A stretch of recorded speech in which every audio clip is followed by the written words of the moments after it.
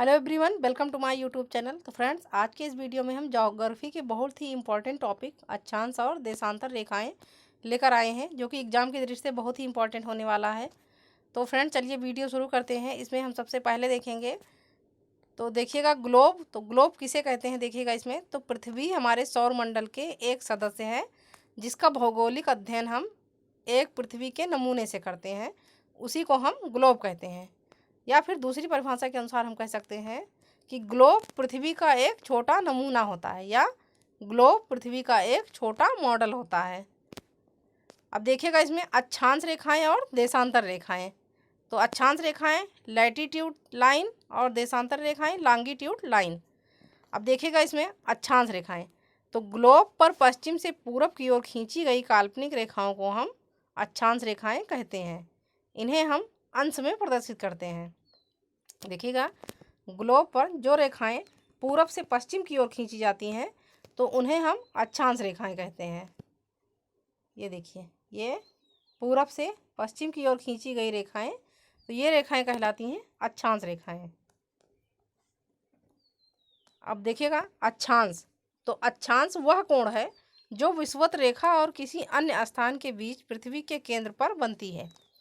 अक्षांश, तो अक्षांश वह कोण है। देखिएगा विषुवत रेखा किसे कहते हैं, तो 0 डिग्री भूमध्य रेखा को हम विषुवत रेखा या भूमध्य रेखा कहते हैं।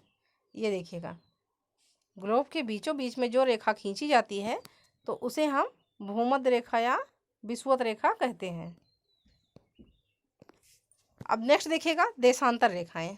तो उत्तरी ध्रुव से दक्षिणी ध्रुव को मिलाने वाली 360 रेखाओं को हम देशांतर रेखाएं कहते हैं। देखिएगा इसमें, तो जो उत्तरी ध्रुव से, ये उत्तरी ध्रुव से दक्षिणी ध्रुव को जो रेखाएं जाती हैं, तो उसे हम देशांतर रेखाएं कहते हैं।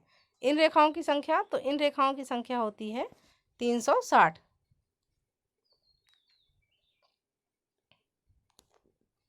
अब अगला देखिएगा, वह ग्लोब पर उत्तर से दक्षिण की ओर खींची जाने वाली काल्पनिक रेखा है।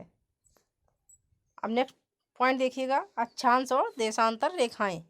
तो पृथ्वी पर खींची गई काल्पनिक रेखाएं हैं जो ग्रिड का निर्माण करती हैं। पृथ्वी पर खींची गई काल्पनिक रेखाएं, अक्षांश और देशांतर रेखाएं, तो ये ग्रिड का निर्माण करती हैं, या फिर अक्षांश व देशांतर रेखाओं के जाल को हम ग्रिड कहते हैं। अब नेक्स्ट देखिएगा अक्षांश और देशांतर रेखाएं। तो अक्षांश और देशांतर रेखा की मदद से पृथ्वी पर स्थिति किसी भी जगह को लोकेट किया जा सकता है।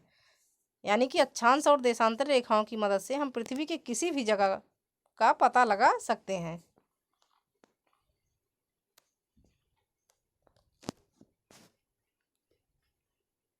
अब इसमें देखिएगा 23.5 डिग्री नॉर्थ, यानी 23.5 डिग्री उत्तरी अक्षांश को हम कर्क रेखा कहते हैं। ये देखिएगा